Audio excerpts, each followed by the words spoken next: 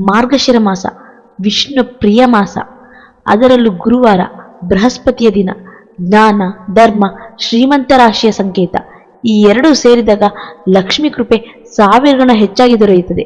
ಆದ್ದರಿಂದ ಮಾರ್ಗಶಿರ ಮಾಸ ಗುರುವಾರ ಬೆಳಿಗ್ಗೆ ಲಕ್ಷ್ಮಿಯ ಕೃಪೆ ಎಲ್ಲ ಮನೆಗಳಿಗೂ ಸುಲಭವಾಗಿ ಬರುವ ದಿನ ಅಂತ ಹೇಳ್ತಾರೆ. ಮನೆಯ ಬಾಗಿಲಿಗೆ ಹಳದಿ ರಂಗೋಲಿ ಹಾಕಿ ತಾಯಿ ಲಕ್ಷ್ಮಿಯ ಪಾದಗಳನ್ನು ಕುಂಕುಮದ ನೀರಿನಿಂದ ಬಿಡಿಸಿ ಪೂಜಿಸಲಾಗುತ್ತೆ. ಇದರರ್ಥ ಲಕ್ಷ್ಮೀ ದೇವಿ ನಮ್ಮ ಮನೆಗಳಿಗೆ ಪ್ರವೇಶಿಸುವುದಾಗಿದೆ. ಲಕ್ಷ್ಮೀ ದೇವಿಗೆ ಹಳದಿ ಹೂವಿನಿಂದ ಅರಿಶಿನ, ಕುಂಕುಮ, ಅಕ್ಷತೆ ಜೊತೆಗೆ ಪಾಯಸ, ಅಕ್ಕಿ ಬೇಳೆಯ ಕಿಚಡಿ ನೈವೇದ್ಯ ಅರ್ಪಿಸಿ ಸಂಜೆಯ ಸಮಯಕ್ಕೆ ತುಪ್ಪದ ದೀಪ ಹಚ್ಚುವುದು ಹೆಚ್ಚು ಶ್ರೇಷ್ಠ ಅಂತ ಹೇಳಬಹುದು.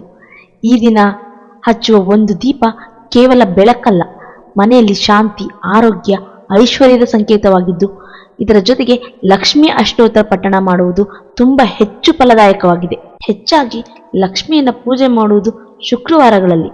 ಆದರೆ ಈ ಮಾರ್ಗಶಿರ ಮಾಸದಲ್ಲಿ ಗುರುವಾರ ಲಕ್ಷ್ಮಿ ಪೂಜೆ ಮಾಡುವುದು ತುಂಬಾ ಶ್ರೇಷ್ಠ. ಅದರ ಬಗ್ಗೆ ಪುರಾಣದಲ್ಲಿ ಒಂದು ಸುಂದರ ಕಥೆಯೇ ಇದೆ. ಒಮ್ಮೆ ವೃದ್ಧೆಯ ರೂಪದಲ್ಲಿ ಧರೆಗೆ ಬಂದ ಲಕ್ಷ್ಮೀ ದೇವಿ ಒಂದು ಮನೆಗೆ ಹೋದಾಗ ಅವರು ಬಾಗಿಲು ತೆರೆದೇ ಇರಲಿಲ್ಲ.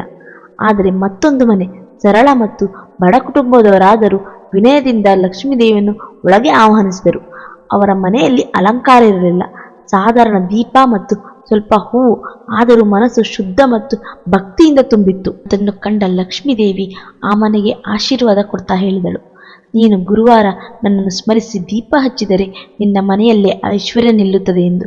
ಜೊತೆಗೆ ಈ ಮಾರ್ಗಶಿರ ಮಾಸದ ಗುರುವಾರದಂದು ಲಕ್ಷ್ಮೀ ಪೂಜೆಯನ್ನು ಮಾಡಿದವರ ಮನೆಗಳಲ್ಲಿ ಸದಾ ಗುರುವಿನ ಆಶೀರ್ವಾದದ ಜೊತೆಗೆ ಅಷ್ಟ ಐಶ್ವರ್ಯಗಳು ನೆಲೆಸಲಿ ಎಂದು ಆಶೀರ್ವದಿಸಿದಳು. ಹೀಗಾಗಿ ಮಾರ್ಗಶಿರ ಮಾಸದ ಗುರುವಾರದ ಲಕ್ಷ್ಮೀ ವ್ರತಕ್ಕೆ ಹೆಚ್ಚು ಮಹತ್ವ ಬಂತು. ಈ ದಿನದಂದು ಮನೆಯಲ್ಲಿ ಲಕ್ಷ್ಮಿಯ ಹೆಜ್ಜೆಗಳನ್ನು ಬಿಡಿಸಿ ಮನೆಗೆ ಮಹಾಲಕ್ಷ್ಮಿಯನ್ನು ಆಹ್ವಾನಿಸುವುದು, ತುಪ್ಪದ ದೀಪವನ್ನು ಹಚ್ಚುವುದು, ಹಳದಿ ಹೂಗಳನ್ನು ಅರ್ಪಿಸುವುದು, ಸಾಧ್ಯವಾದರೆ ಯಾರಿಗಾದರೂ ಸಣ್ಣದಾದರೊಂದು ದಾನ ಮಾಡುವುದು, ಈ ದಿನ ಮಾಡೋ ಸಣ್ಣ ಕಾರ್ಯಗಳೇ ದೊಡ್ಡ ಪುಣ್ಯವನ್ನು ತಂದುಕೊಡುತ್ತದೆ. ಇವುಗಳೇ ಲಕ್ಷ್ಮೀ ವ್ರತದ ಸಾರ ಎಂದು ಹೇಳಬಹುದು.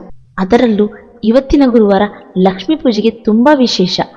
ಮಾರ್ಗಶಿರ ಮಾಸದ ಹುಣ್ಣಿಮೆಯ ಜೊತೆಗೆ ಗುರು ದತ್ತಾತ್ರೇಯರ ಜಯಂತಿ ಬಂದಿದ್ದು, ಗುರುವಿನ ಆಶೀರ್ವಾದದ ಜೊತೆಗೆ ಮಹಾಲಕ್ಷ್ಮಿಯ ಕಟಾಕ್ಷ ದೊರೆಯುವುದು ಇವತ್ತಿನ ವಿಶೇಷ ಪೂಜೆಯಿಂದ ಸಾಧ್ಯವಾಗುತ್ತದೆ. ತಾಯಿ ಮಹಾಲಕ್ಷ್ಮಿಯ ಕೃಪೆ ಸದಾ ಎಲ್ಲರ ಮೇಲೆಯೂ ಇರಲಿ. ನಮಸ್ತೆ.